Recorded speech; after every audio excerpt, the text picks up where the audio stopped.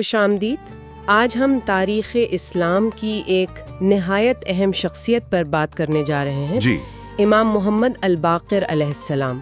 آپ کو باقر العلوم بھی کہا جاتا ہے۔ جی ہاں، یعنی علوم کو کھولنے والے یا پھیلانے والے۔ بالکل۔ آج ہماری گفتگو کا محور پروفیسر ڈاکٹر احمد علی بروہی صاحب کی ایک تحریر ہے، امام محمد الباقر اسپلٹر آف نالج۔ اس کے کچھ اقتباسات پر ہم بات کریں گے۔ ٹھیک ہے۔ تو مقصد یہ ہے کہ امام محمد الباقر کی زندگی، ان کی جو زبردست علمی خدمات ہیں اور ان کی میراث، اس کو ذرا سمجھا جائے۔ جی، خاص طور پر ڈاکٹر بروہی کی تحریر کی روشنی میں کہ یہ لقب باقر العلوم کیوں، اور جو شیعہ نقطہ نظر ہے جیسا ماخذ میں بیان ہوا، وہ ان کی شخصیت کو کیسے دیکھتا ہے۔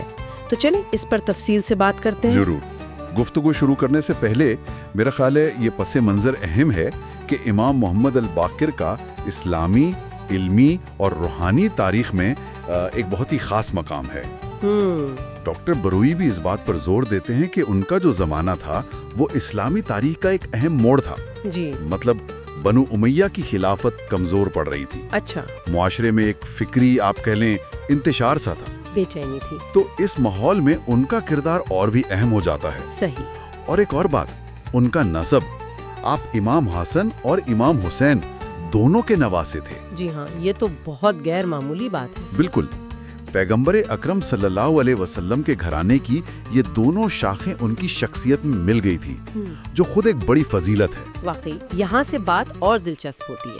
ماخذ میں آتا ہے کہ آپ کی پیدائش مدینہ منورہ میں ہوئی 1 رجب 57 ہجری کو۔ جی، 677 عیسوی۔ اور یہ سوچنا بھی مشکل ہے کہ اتنی کم عمری میں، کوئی 4 سال کی عمر میں، انہوں نے کربلا کا وہ سانحہ، جی، اپنی آنکھوں سے، جہاں ان کے دادا امام حسین اور باقی لوگ شہید ہوئے۔ اللہ اکبر۔ آپ کے والد امام زین العابدین تھے، جو خود علم و تقوی میں مثال تھے، اور والدہ امام حسن کی بیٹی فاطمہ بنت حسن۔ جی ہاں، تو یہ نسب، یہ وراثت یقیناً بہت عظیم تھی۔ بالکل۔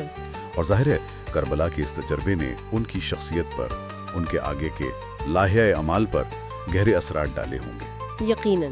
اب اگر سیاسی پس منظر دیکھیں، جس کا ذکر ڈاکٹر بروہی نے بھی کیا، تو آپ نے امامت سنبھالی 95 ہجری میں اپنے والد کی شہادت کے بعد۔ اچھا۔ اور یہ وہ وقت تھا جب بنو امیہ کی حکومت اندرونی مسائل کا شکار تھی، کمزور ہو رہی تھی۔ یہاں غور طلب بات یہ ہے، اور بروہی کا تجزیہ بھی یہی ہے، کہ اس سیاسی عدم استحکام نے ایک طرح سے امام کو وہ موقع فراہم کیا کہ وہ علم دین کی ترویج زیادہ کھل کر سکے۔ یعنی حالات نے ایک موقع فراہم کیا۔ جی، بہت سے لوگ شاید سوچتے کہ وہ سیاسی یا فوجی محض پر آئیں گے، لیکن امام نے ساری توجہ علمی میدان پر لگا دی۔ یہ ایک شعوری فیصلہ تھا۔ بالکل، یہ ایک شعوری انتخاب تھا جس کی گہرائی کو سمجھنا اہم ہے۔ یہ حکمت عملی تو واقعی قابل غور ہے۔ مطلب طاقت کے خلا کو براہ راست سیاسی چیلنج سے نہیں، بلکہ علمی بنیادیں مضبوط کرنے کے لیے استعمال کیا۔ بالکل، یہی وہ علمی جہاد کا تصور ہے جسے ماخذ میں اجاگر کیا گیا ہے۔ اچھا، علمی جہاد۔ جی، تلوار کے بجائے علم کی شمع روشن کی، تاکہ دین کی اصل تعلیمات کو ان چیزوں سے پاک کیا جائے جو وقت کے ساتھ شامل ہو گئی تھی، غلط فہمیاں، تحریفات۔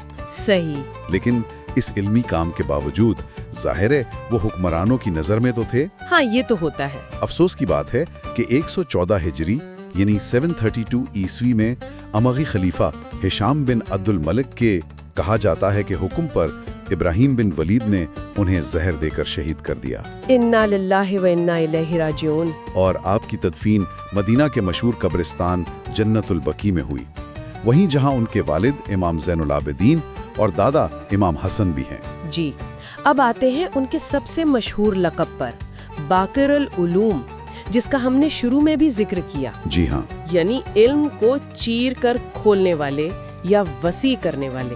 ماخذ کہتا ہے کہ آپ کی سب سے بڑی خدمت یہی تھی کہ آپ نے بہت منظم طریقے سے دینی علوم کے دروازے کھولے، خاص طور پر ان کے لیے جو علم کے پیاسے تھے۔ اور یہ بات بھی دلچسپ لگی کہ ڈاکٹر بروہی لگتے ہیں کہ آپ نے خود کوئی کتاب نہیں لکھی۔ جی ہاں، یہ اہم نکتہ ہے۔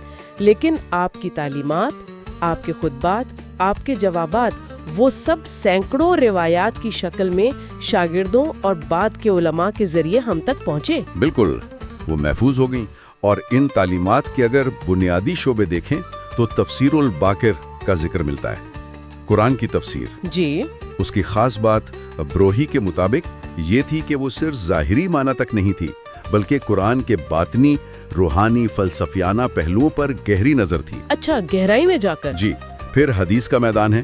آپ نے پیغمبر اکرم صلی اللہ علیہ وآلہ وسلم اور پچھلے ائمہ علیہ السلام سے جو مستند احادیث تھیں ان کی وضاحت کی۔ اور فقہ یعنی اسلامی قانون، اس کی تدوین اور وضاحت میں تو آپ کا کردار بنیادی ہے۔ کن موضوعات پر زیادہ توجہ تھی؟ خاص طور پر جو عملی زندگی سے متعلق ہیں، جیسے طہارت، نماز، روزہ، حج، زکوٰۃ، پھر نکاح، طلاق، وراثت اور اسلامی اخلاقیات، ان سب پر تفصیلی ہدایات دی۔ صحیح۔ آپ کا ایک مشہور قول بھی ہے، ماخذ میں بھی ہے، علم سمجھنے والے کے دل کی زندگی ہے۔ علم سمجھنے والے کے دل کی زندگی ہے، واہ کیا گہری بات ہے۔ یعنی علم صرف معلومات نہیں بلکہ روح کو، سمجھ کو زندگی دیتا ہے۔ بالکل۔ آپ نے یہ بھی کہا کہ انہوں نے مدینہ میں ایک مدرسہ قائم کیا، کیا ماخذ اس بارے میں کچھ اور بتاتا ہے؟ جی، ڈاکٹر بروہی اس بات پر زور دیتے ہیں کہ یہ کوئی معمولی حلقہ درس نہیں تھا، اسے اسلامی تاریخ کے اولین باقاعدہ مدارس میں گنا جا سکتا ہے۔ اچھا، پہلا باقاعدہ مدرسہ؟ اولین میں سے ایک۔ جی، ایک مرکز تھا جہاں دور دور سے لوگ آتے تھے، طالب علم، مختلف علوم سیکھنے۔ یہ ایک طرح سے ایک علمی تحریک کا آغاز تھا جس نے مستقبل کی بنیاد رکھی، اور جو شاگرد یہاں سے نکلے انہوں نے پھر پوری اسلامی دنیا میں علم پھیلایا۔ اور ان شاگردوں میں سب سے مشہور؟ ان میں سب سے نمایاں نام تو آپ کے اپنے بیٹے امام جعفر صادق کا ہے۔ جی ہاں، جنہوں نے اس علمی میراث کو نہ صرف سنبھالا بلکہ اسے بہت زیادہ وسعت دی۔ ان کے دور میں تو فقہ اور دوسرے علوم اپنے عروج پر پہنچے۔ تو گویا امام باقر نے وہ بیج بویا جس کا پھل امام صادق کے دور میں ایک بڑا درخت بن گیا؟ بلا شبہ، بالکل۔ اگر ہم اسے بڑے تناظر میں دیکھیں تو بروہی کے مطابق یہ علمی بنیاد رکھنا اس لیے بھی ضروری تھا کہ اس وقت تک سیاسی مصلحتیں تھیں، قبائلی تعصب تھے، جہالت تھی۔ جی، ان سب کی وجہ سے اسلام کی اصل تعلیمات میں کافی ملاوٹ ہو چکی تھی، من گھڑت روایتیں عام تھیں، قرآن و سنت کی اپنی مرضی کی تشریحات ہو رہی تھیں۔ تو امام باقر نے اس کا مقابلہ کیسے کیا؟ علمی دلائل سے، مستند روایات سے، قرآن کی گہری سمجھ سے، اور ان کی تعلیمات کا اثر صرف شیعہ مکتبہ فکر تک نہیں رہا۔ اچھا، جی، بہت سے سنی علماء اور فقہا نے بھی براہ راست یا بالواسطہ آپ کے علمی کام سے فائدہ اٹھایا۔ یہ ایک ایسی وراثت ہے جس نے فقہ، حدیث، تفسیر، اسلامی الہیات سب پر گہرے اثرات ڈالے۔ آپ نے اس دور کے سیاسی اور سماجی چیلنجز کا بھی ذکر کیا۔ بنو امیہ کی حکومت خاص طور پر آخری دور میں تو بدعنوانی اور ناانصافی کے لیے مشہور تھی۔ جی ہاں، ماخذ کہتا ہے کہ ائمہ اہل بیت اور ان کے ماننے والوں پر خاصی سختی تھی، نگرانی رکھی جاتی تھی۔ بالکل، ان کی نقل و حرکت محدود کرنے کی کوشش ہوتی تھی۔ تو ان مشکل حالات میں امام باقر کا رد عمل کیا تھا؟ جیسا آپ نے پہلے کہا، براہ راست ٹکراؤ کا راستہ تو نہیں لیا؟ جی نہیں، اور ڈاکٹر بروہی اسی حکمت عملی کا گہرائی سے تجزیہ کرتے ہیں۔ امام باقر کا جواب کوئی مسلح جدوجہد نہیں تھی، کوئی سیاسی محاذ-آرائی نہیں تھی، بلکہ وہ تھا جسے بروہی علمی جہاد یا فکری مزاحمت کہتے ہیں۔ فکری مزاحمت، انٹلیکچوئل ریزسٹنس۔ جی، انہوں نے اپنی ساری طاقت تعلیم و تربیت اور علم دین پھیلانے پر لگا دی۔ ان کا اصل مقصد یہ تھا کہ اسلام کی وہ تصویر جو حکمرانوں نے اپنے فائدے کے لیے بنائی تھی یا جہالت سے بگڑ گئی تھی، اسے صاف کیا جائے، اور پیغمبر اکرم صلی اللہ علیہ وسلم کی اصل سیرت اور اخلاق کو زندہ کیا جائے۔ بالکل، حقیقی تعلیمات کو دوبارہ معاشرے میں لانا۔ یہ علمی جہاد صرف عقائد اور عبادات تک تھا یا اس کے سماجی پہلو بھی تھے؟ نہیں، اس کے گہرے سماجی پہلو تھے۔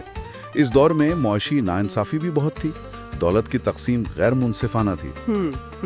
امام باقر نے اپنی تعلیمات میں معاشی اخلاقیات پر بہت زور دیا۔ ڈاکٹر بروہی کے مطابق آپ نے قرآن و سنت کی روشنی میں زکوٰۃ کی اہمیت بتائی، صدقہ و خیرات کی فضیلت بیان کی، تجارت میں ایمانداری اور انصاف کے اصول بتائے۔ یعنی عملی زندگی کے مسائل پر بھی توجہ دی۔ جی، ذخیرہ اندوزی، سود خوری، ناپ تول میں کمی، ان سب معاشی برائیوں کی سختی سے مذمت کی۔ تو یہ علمی جہاد صرف نظریاتی نہیں تھا، बल्कि अमली तौर पर एक बेहतर मुनसिफाना मुआशरे की कोशिश भी था। सही। उससे ये अहम सवाल भी पैदा होता है कि भाई जबर के माहौल में सच्चाई को कैसे कायम रखा जाए। इमाम बाकिर का जवाब वाज़ेह था, इल्म और हिकमत से। उन्होंने साबित किया कि इल्म वो हथियार है जो पुरअमन है मगर सबसे मौसर है, जो जुल्म और जहालत के अंधेरे मिटा सकता है। अब अगर हम आपकी शख्सियत के बारे में बात करें जो माखिज में बयान हुई है, तो कैसी तस्वीर सामने आती है? डॉक्टर ब्रूही की तहरीर में इमाम बाकिर हिकमत का समंदर गैर मामूली तौर पर पुरसकून, बावकार, बेइंतहा आजिज और हैरान कुन हद तक साबिर नजर आते हैं। माशाल्लाह। उनकी दानाई और इल्मी गहराई का तो दोस्त दुश्मन सभी इतराफ करते थे। रिवायत में है कि बड़े बड़े आलिम उनके सामने बैठकर सीखने में फख्र महसूस करते थे। जी। बहुत इबादत गुजार थे। अक्सर रातें अल्लाह की याद में नमाज तिलावत में गुजरती थीं और समाजी तौर पर बहुत शफीक थे। गरीबों, मिस्कीनों, हत्ता कि अपने खिदमत करने वालों से भी बहुत नरमी, मोहब्बत और एहतराम से पेश आते थे। यानी उनकी शख्सियत खुद उनकी तालीमात का अमली नमूना थी। बिल्कुल। अच्छा, अब जरा माखज में जो शिया नुक्ते नज़र पेश किया गया है उसकी तरफ आते हैं। डॉक्टर ब्रोही की तहरीर इस पर खास तवज्जो देती है। इसको कैसे बयान किया गया है? जी, माखज के मुताबिक शिया अकीदे में इमाम मोहम्मद अल बाकिर 12 आइम्मा में से 5वें इमाम हैं। जी। उन्हें मासूम माना जाता है, यानी अल्लाह की तरफ से चुने हुए और हर किस्म की खता और गुनाह से पाक। यानी मासूम का मतलब है जो इलाही तहफ़्फ़ुज़ में हो। इन्हें ना सिर्फ कुरान और सुन्नत का कामिल इल्म होता है, बल्कि ये इल्म इन्हें बराह रास्त अल्लाह की तरफ से इल्हाम के जरिए या अपने से पहले वाले इमाम से विरासत में मिलता है। अच्छा। इस अकीदे की रोशनी में आपका लक़ब अल बाकिर यानी इल्म को चीर कर खोलने वाला सिर्फ एक सिफ्त नहीं, बल्कि ये उनके इलाही मनसब की तरफ इशारा है। मतलब वो हस्ती जिसके जरिए इस्लाम के वो छुपे हुए इल्मी, रूहानी, बातनी खजाने खुले जो आम तौर पर समझ से बाहर थे। तो इस नुक्ते नजर से उनका किरदार सिर्फ एक आलम या उस्ताद से कहीं ज्यादा है? बिल्कुल। शिया नुक्ते नजर से, जैसा बरोही की तहरीर में वाज़ेह है, इमाम बाकिर का किरदार करबला के सानहे के बाद जब लग रहा था कि इस्लाम की बुनियादें हिल गई हैं, दीन को एक तरह से जिंदा करने वाले का है। अच्छा, जिंदा करने वाले। जी। उन्होंने ना सिर्फ पैगंबर अकरम सल्लल्लाहु अलैहि वसल्लम और पिछले आइमा से मिली मुस्तनद तालीमात यानी हदीस और सुन्नत की हिफाजत की, बल्कि उन्हें मिलावट से बचाकर अगली नस्लों तक खालिस शक्ल में पहुंचाया। वो इलाही कानून के सबसे मुस्तनद शारे और मुहाफिज समझे जाते हैं, इसलिए उनकी इताअत को खुदा और रसूल की इताअत का तसलसल माना जाता है। ये नुक्ता नज़र इमाम बाकिर को एक मुनफरिद रूहानी और इल्मी अथॉरिटी देता है। ये भी दिलचस्प है कि आपकी इल्मी अजमत को सिर्फ मुसलमानों या ख़ास तौर पर शिया मकतब फ़िक्र ने ही नहीं माना। डॉक्टर ब्रोही ने कुछ गैर मुस्लिम मगरबी दानिश्वरों और मौरखीन का भी हवाला दिया है जिन्होंने इमाम बाकिर की खिदमत को सराहा है। जी हाँ, और ये हवाले उनकी शख्सियत और काम की आप कह लें आफाकियत को जाहिर करते हैं। मिसाल के तौर पर जैसे मशहूर बरतानवी मौर्रिख एडवर्ड गिबन, अगरचे वो मजमूई तौर पर इस्लाम पर तनकीद करते हैं, लेकिन उन्होंने इब्तिदाई आइम्मा के इल्मी और अखलाकी किरदार की तारीफ की कि उन्होंने कैसे इस्लामी फ़िक्र की हकीकी रूह को बचाने की कोशिश की। एक और अहम मुस्तशरिक हैं विल्फ्रेड मेडलिंग, जो इस्लामी तारीख खासकर जानशीनी के मसले पर अथॉरिटी माने जाते हैं। जी, इनका नाम सुना है। उन्होंने अपनी किताब द सक्सेशन टू मोहम्मद में इमामुल बाकिर को नबवी इल्म का फिक्री वारिस कहा है, intellectual air of prophetic knowledge. ये बहुत बड़ी बात है। यकीनन। इसी तरह फ्रांसीसी मुस्तशरिक लुइस मेसिन्यो, जो इस्लामी तसव्वुफ पर गहरी नजर रखते थे, उन्होंने इमाम बाकिर की तालीमात में इस्लामी फलसफे और इरफान के बीज देखे, seeds of Islamic philosophy and mysticism. इन मगरबी मुफक्करीन का ये एतराफ, इसकी क्या अहमियत है? क्या ये सिर्फ तारीखी दिलचस्पी है? नहीं, मेरा ख्याल है इसकी अहमियत इससे ज्यादा है। डॉक्टर ब्रूही के मुताबिक ये बैरूनी तौसीक यानी एक्सटर्नल वैलिडेशन ये दिखाती है कि इमामुल बाकिर का किरदार और उनकी मिरास किसी फिरके या मजहब की हुदूद से बुलंद है। अच्छा। उन गैर मुस्लिम स्कॉलर्स ने, जो किसी खास अकीदे के पाबंद नहीं थे, गैर जानिबदारी से देखा کہ امام باقر نے اسلام کے اندر عقلی دلیل، گہری اخلاقیات اور روحانی بصیرت ان روایتوں کو بڑھانے میں اہم کردار ادا کیا۔ یعنی یہ آفاقی قدروں کا اعتراف ہے؟ بالکل، یہ ثبوت ہے کہ حقیقی علم اور حکمت کی قدر آفاقی ہوتی ہے۔